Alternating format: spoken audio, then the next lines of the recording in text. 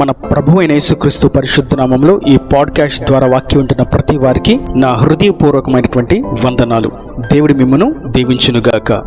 యోహాను రాసినటువంటి మొదటి పత్రిక 2వ అధ్యాయము 12-13 వచనాలు. చిన్నపిల్లలారా, ఆయన నామమును బట్టి మీ పాపములు క్షమింపబడినవి గనుక మీకు వ్రాయుచున్నాను. తండ్రులారా, మీరు ఆది నుండి ఉన్నవానిని ఎరిగి ఉన్నారు గనుక మీకు వ్రాయుచున్నాను. యవ్వనస్తులారా, మీరు దుష్టుని జయించి ఉన్నారు గనుక మీకు వ్రాయుచున్నాను. యోహాను తన పత్రికను ఎవరికి రాస్తున్నాడు అని చూసినట్లయితే పసిబిడ్డలకు, యవ్వనస్తులకు, తండ్రులకు. ఇది శరీర సంబంధమైనటువంటి విభజన కాదు గాని యోహాను ఆత్మీయంగా సంఘములో ఉన్న వారిని విభజించి ప్రతి వారితో ఈ మాటలను నేను తెలియచేస్తున్నాను, నేను రాస్తున్నాను అని వారిని గూర్చి మీకే ఈ మాటలు అని స్పష్టంగా తెలియచేస్తున్నాడు. తన పత్రికను ఒక వ్యక్తిని ఆధారం చేసి ఒక వ్యక్తికి తేటగా తెలియచేయడానికి ఇది నీ కోసమే అని చెప్పడంలో యోహాను ఇక్కడ సంఘంలో ఉన్నటువంటి జనులను 3 రకాలుగా విభజించినట్లుగా మనకి స్పష్టంగా అర్థమవుతుంది.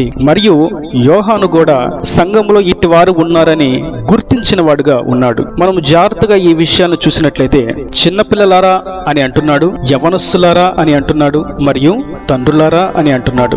చిన్నపిల్లను గూర్చి మీ పాపాలు క్షమించబడి ఉన్నవి అని రాస్తున్నాడు. యవనస్తులనేమో మీరు దుష్టుని జయించి ఉన్నారు అని రాస్తున్నాడు. తండ్రులకు ఏమో మీరు ఆది నుండి ఉన్నవానిని ఎరిగి ఉన్నారు అని రాస్తున్నాడు. చిన్నపిల్లలు, యవ్వనస్తులు, తండ్రులు. చిన్న బిడ్డలు అనగా దేవుని సంఘములో క్రొత్తగా రక్షించబడి ఆయన పరిశుద్ధ రుధిరములో శుద్ధి చేయబడినటువంటి విశ్వాసులు. వారికి క్రీస్తును పూర్తిగా ఎరుగని వారు. మరియు వీరిని మనం మరొక విధంగా వివరించవచ్చు. అదేదనగా ఆత్మీయతకు ఇది ఆరంభమే అని, మరియు ఆత్మీయతకు ఇది పునాది వంటి దశ అని. ఈ పసిపిల్లల యొక్క, చిన్న బిడ్డల యొక్క దశను మనం చూసినట్లయితే వారు అప్పుడే పుట్టినవారు అనగా అప్పుడే రక్షణ పొందినవారు. చిన్న బిడ్డలు శరీర తత్వంతో ఏ విధంగా పాల కొరకు, ఆహారము కొరకు, కావలసిన వస్తువుల కొరకు ఏ విధంగా ఏడుస్తారో, ఏ విధంగా కేకలు పెడతారో, ఈ పసిబిడ్డల తత్వం ఉన్నవారు, ఈ దశలో ఉన్నవారు ప్రతి దాంట్లో ఆశీర్వాదం కావాలని, ఆరోగ్యం కావాలని, స్వస్థత కావాలని, ఉద్యోగం రావాలని, వ్యాపారంలో ఆశీర్వదించబడాలని, వివాహం జరగాలని, బిడ్డలు పుట్టాలని, బిడ్డలు పుడితే మగబిడ్డే పుట్టాలని, ఇలా కొన్ని శరీర సంబంధమైనటువంటి కోరికల చేత నింపబడి ఉంటారు. వీరికి ఈ కోరికలు తీర్చబడేంత వరకు కేకలు వేస్తూ ఉంటారు, అరుస్తూ ఉంటారు, వాటి మీదే వాంఛ కలిగి ఉంటారు. కారణం వారు పసిబిడ్డలై ఉండుట చేత. వీరు క్రీస్తును అంగీకరించి క్రీస్తు మార్గంలో అడుగు వేసినప్పటికీ ఇంకా ఆత్మీయతలో ఎదగవలసిన వారుగా ఉన్నారు. ప్రభు అన్నారు, లోకంలో మీకు శ్రమ అని. ఈ లోకం నన్ను ద్వేషించింది, నన్ను దూషించింది, నన్ను వెలివేసింది, నన్ను తృణీకరించింది, మిమ్మును అంతకంటే ఎక్కువ తృణీకరిస్తుంది అని కూడా చెప్పారు. మరియు సద్భక్తితో బ్రతుకును ఉద్దేశించు వారికి శ్రమలు సంభవిస్తాయి అని కూడా వాక్యం సెలవిస్తూ ఉండగా, ఈ పసిబిడ్డల తత్వం, ఈ చిన్న బిడ్డల దశలో ఉన్నవారు కేవలం ఆశీర్వాదాల కొరకు మాత్రమే ఎదురు చూస్తూ ఉంటారు. సంఘంలో, ఆరాధనలో, ఆదివారం ఆరాధనలో, ఎక్కడ కూడికలైనా, ఎక్కడ సభలైనా కేవలం ఆశీర్వాదపు మాటలను వినడానికి మాత్రమే వేగిరపడతారు. దేవుని ఆజ్ఞలను, ఖండింపు బోధను, బుద్ధి చెప్పేటువంటి ఉపదేశాన్ని తృణీకరిస్తూ ఉంటారు. వీరికి అవి నచ్చవు. ఇది చిన్న బిడ్డల యొక్క దశ. మరియు 2వ దశలో ఉన్నవారు యవ్వనస్తులు. వీరిని గూర్చి అక్కడ చూస్తాం, యవ్వనస్తులారా, మీరు దుష్టుని జయించి ఉన్నారు అని రాస్తున్నాడు. దాని అర్థం సాతాను యొక్క క్రియలను ఎరిగి, సాతాను యొక్క తంత్రములను గుర్తించి సులువుగా చిక్కులు పెట్టు వాని యొక్క పాపం నుండి విడుదల పొందిన వారుగా సాతానుని చిత్తుగా ఓడించి జయించిన వారు యవ్వనస్తులు. అనగా ఇది ఆత్మీయతలో, ప్రార్థనా జీవితంలో శక్తి కలిగినటువంటి అనుభవం, క్రీస్తులో ఎదిగిన అనుభవం, వాక్య ధ్యానములోను, ప్రార్థనలు యందు, ఉపవాసం యందు, కన్నీటి ప్రార్థన యందు, ఆజ్ఞానుసారంగా జీవించట యందు, ప్రతిష్ఠిత యందు, దేవుని దృష్టిలో యథార్థంగా, నీతిమత్వంగా, సత్య మార్గంలో నిలకడగా స్థిరమైనటువంటి విశ్వాసంతో జీవించేటువంటి అనుభవం. ఈ దశ యవ్వన దశ. క్రీస్తును అంగీకరించి రక్షణ పొంది పసిబిడ్డల వలె ఉండుట కాదు గాని వీరు ఆ వాక్యాన్ని బట్టి, ఉపదేశాన్ని బట్టి, ప్రార్థనను బట్టి దేవుని యొక్క చిత్తాన్ని ఎదుగుతూ ఉన్నారు. వీరు యవ్వనస్తులు. ఆత్మీయతలో వీరు పరిపక్వత చెందినవారు. ఈ ఆత్మీయ పరిపక్వతకు మొదటి దశ చిన్న బిడ్డల దశ, 2వది యవ్వనస్తుల దశ. మనం రక్షణ పొందుకున్నటువంటి తొలిటి దినాల్లో అందరము చిన్న బిడ్డలమే, అందరము పసివారమే, ప్రతివారము ఆశీర్వాదాల కొరకు ఎదురు చూసిన వారమే, ప్రతివారము శరీర సంబంధమైనటువంటి కోరికలు తీర్చబడాలని ఆశపడిన వారమే. అయితే అక్కడే మనం నిలబడలేదు గనుక యవ్వన దశలకు వచ్చిన వారంగా దుష్టుని ఎదిరించాలి, వాడిని మనం ఓడించాలి, వాడు వేసేటువంటి అగ్ని బాణములను మనం ఆర్పాలి. యుద్ధ రంగంలో ఆత్మ సంబంధమైనటువంటి యుద్ధోపకరణాలు ధరించుకున్న వారంగా విశ్వాసముతోనూ, ప్రార్థనలోనూ, సత్యముతోనూ, సమాధానముతోనూ, స్థిరత్వముతోనూ, పరిశుద్ధాత్మ శక్తితోనూ, రక్షణతోనూ అలంకరింపబడిన వారముగా దుష్టుని జయించేటువంటి శక్తి నొందినటువంటి యవన దశలో మనము చేరిన వారంగా ఉండాలి.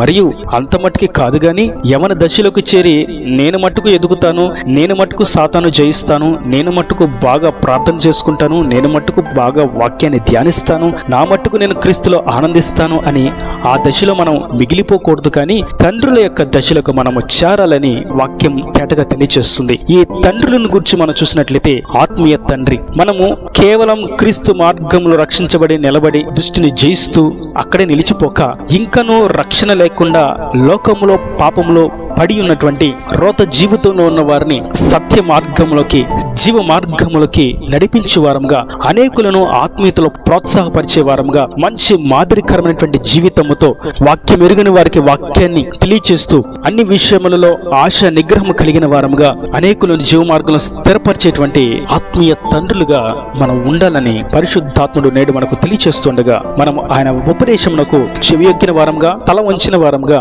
లోబడిన వారంగా, విధేయత చూపించిన వారంగా, ఎట్టి ఆధ్యాత్మిక పరిపక్వతను మనం పొందుకున్న వారంగా దేవుని రాజ్యములకి ముందుకు సాగుదముగాక. కనుక నా ప్రియ సహోదరులారా, పసిబిడ్డల యొక్క స్థాయిలో నుండి ప్రతిదానికి ఏడ్చి నాకు ఈ ఉద్యోగం రావాలి, నాకు ఈ వ్యాపారంలో ఆశీర్వాదం రావాలి, నాకు వివాహం జరగాలి, నాకు బిడ్డలు పుట్టాలి, నేను ఇల్లు కట్టుకోవాలి, నా కుటుంబంలో ఇలా అలా అని శరీర సంబంధమైనటువంటి కోరికల కొరకు ఏడుస్తూ ఉండేటువంటి అనుభవంలో నుండి సాతాను వేసేటువంటి అగ్ని బాణములను జయించే, ఆర్పివేసే, సాతానును ఓడించే ఆధ్యాత్మిక పరిపక్వతకు చేరిన వారంగా, దుష్టుని జయించే శక్తిని అందుకున్న వారంగా, పరిశుద్ధాత్మిక నింపుదలతో ముందుకు సాగిపోతూ అనేకులను దేవుని వైపు త్రిప్పేటువంటి ఒక బలమైన సాధనాలుగా, మాదిరికరమైనటువంటి జీవితంతో మన చూపుల్లో, తలంపుల్లో, ఆలోచనలో, ప్రవర్తనలో, వస్త్రధారణలోను సమస్త కోణాల్లో ఆత్మీయ తండ్రులుగా మనం అనేకులు నడిపించేటువంటి ఆధ్యాత్మిక వృద్ధిని మనం పొందుకోవాలి. చిన్న బిడ్డలు అనగా అది బాలుడైనా బాలిక అయినా, యవనస్సులు అనగా అది యవన స్త్రీ అయినా యవన పురుషుడైనా, తండ్రులు అనగా అది స్త్రీ అయినా పురుషుడైనా, ఎవరైనా ఈ ఆధ్యాత్మిక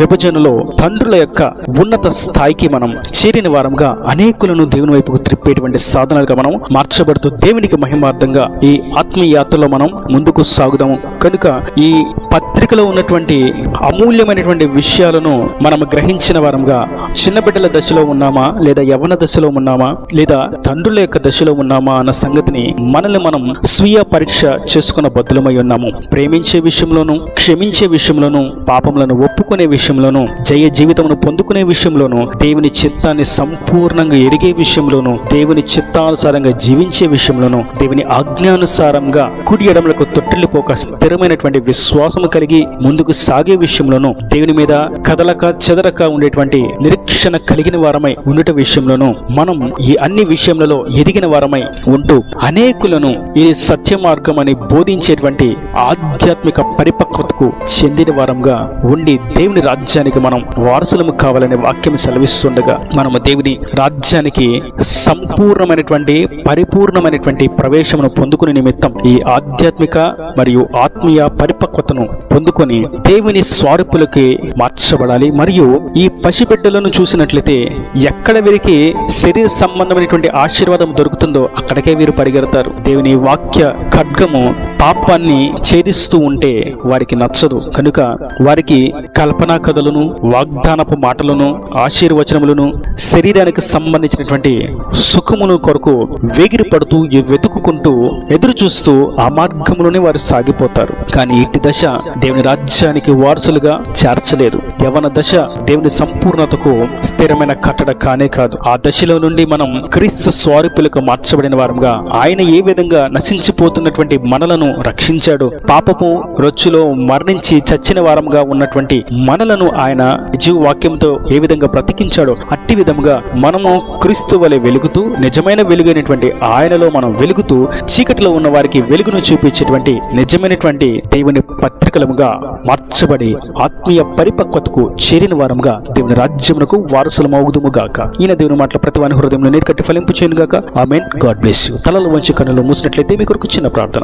ప్రేమ స్వరూపి కరుణ కటాక్షం గల తండ్రి, నా ప్రభు వాక్యమైన ప్రతి వారిని మీరు నిండాలుగా దీవించండి, ఆశీర్వదించండి. ఆత్మీయతలో పరిపక్వత చెందాలని మీరు ఎంతో తేటగా స్పష్టంగా తెలియజేసిన విధానాన్ని బట్టి నీకు వందనాలు నా తండ్రి. ఈ వాక్యాన్ని ప్రతి వారు చిన్న బిడ్డల దశలో నుండి యవన దశలో నుండి ఆత్మీయ తండ్రుల దశలోకి వచ్చినట్లుగా సహాయం దయచేయండి. ప్రతి బిడ్డను మీరు ఆశీర్వదించండి. వారి ప్రతి అవసరతను అక్కరుని నీ మహిమలో తీర్చి సాతానుని జయించేటువంటి శక్తివంతులుగాను నీ స్వరూపులకు మార్చబడేటువంటి ఆత్మీయ పరిపక్వతకు చెందిన వారుగాను ఉండినట్లుగా సహాయం దయచేసి రాజాన్ని సిద్ధపరచమని యేసు పరిశుద్ధ నామమున ప్రార్థించి వేడుకుంటున్నాను తండ్రి. ఆమేన్. ఆమేన్.